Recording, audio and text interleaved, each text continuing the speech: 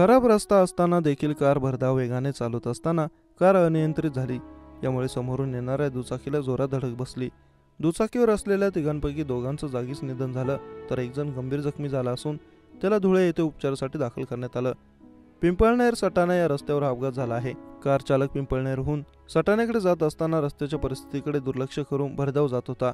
यातच त्याने समोरून येणाऱ्या दुचाकीला जोरात धडक दिली. यात पिंपळनेरमधील रामनगरमधील रहिवासी राहुल गुलाब लाडे वय वर्ष 22 व लोकेश चंद्रकांत जाधव वय वर्ष 20 यांचं निधन झालं. गंभीर अवस्थेत त्यांना पिंपळनेर ग्रामीण रुग्णालयात नेलं असताना डॉक्टरांनी त्यांना तपासून मृत घोषित केलं. सदर अपघातात जय पदवाकर सोनवणे वय वर्ष 22 हे देखील गंभीर जखमी झाले असून त्याला धुळे येथे हलवण्यात आलं आहे. तर दोघांचा मृत्यू आणि अपघाताची माहिती न देता कार चालक वाहन जागेवर सोडून पळून गेला.